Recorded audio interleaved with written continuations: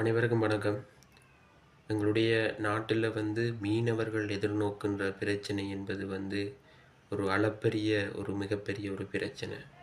உண்மையாகவே கட்டுக்கடங்காத பிரச்சனைகள் என்று கூட சொல்லலாம். இதை பற்றி யாருமே கவனிக்கிறதுன்றது மிக குறைவு. என்றாலும் இன்றைய நாட்களில் அந்த பிரச்சனை ஜனாதிபதியிடம் ஓரளவு போய் சேர்ந்திருக்கின்றது. நேரடியாக ஜனாதிபதி அவர்கள் எங்களுடைய மீனவர்களை அவருடைய மேசைக்கு அழைத்து கதைத்திருக்கின்றார். இதை பற்றி உங்களுடைய கருத்துக்கள் என்ன? நான் நினைப்பது கதைத்தால் மட்டும் போதாது, அதற்கான தீர்வுகளை மிக விரைவில் எடுக்க வேண்டும்.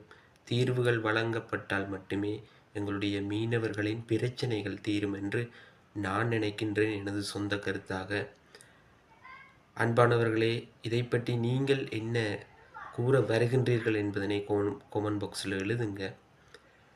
உண்மையாகவே எங்களுடைய மீனவர்கள் இன்று வரை, இந்த நிமிஷம் வரை பல்வேறுபட்ட பிரச்சனைகளை எதிர்கொண்டு கொண்டிருக்கின்றார்கள். மிக சீக்கிரத்தில் அவர்களுக்கான தீர்வுகள் வழங்கப்பட வேண்டும். இப்போ பக்கத்தில் ஒரு வீடியோ பகுதி இணைஞ்சிருக்கிறேன், பார்த்துட்டு வாங்க.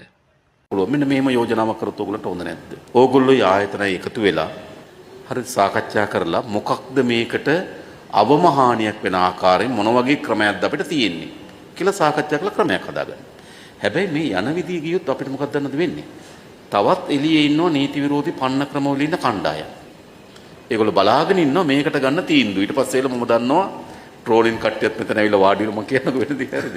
ඊට පස්සේ වෙන දේ තමයි අපි එක තැනකින් මේක විවෘත කරොත් වෙන දේ තමයි අපිට මුළු මුහුදේ පරිසර පද්ධතියම රැක ගන්න බැරි තත්වයකට අපිපත් වෙනවා. ඒගොල්ලන්ට දුන්නා නම් ඇයි අපිට නැත්තේ? ඒගොල්ලන්ගේ හානියට වඩා අපේ හානිය අඩුයි. එතකොට මේක කෙලවරක් වෙන්නේ නැහැ. මම හිතන්නේ අපි කවුරුත් එකඟ නැහැ නේද?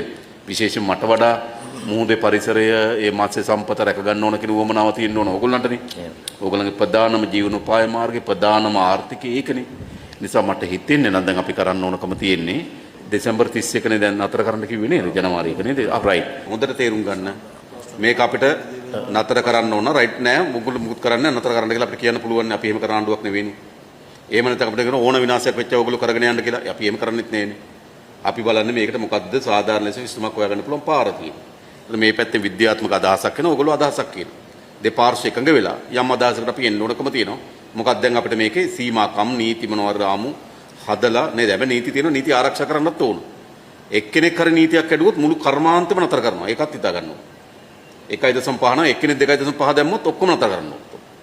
එතෙන්ට අපි එන්න ඕනේ. හරි. ඕගොල්ලෝ දැන් සඳ දාගන්න සාකච්ඡාව. ඒතර ඔය ඔක්කොම සඳ කතා කරනවා. සඳර පස් දිනක් වන්න ඕගොල්ලෝ මිනිස්ට්‍රි එකට.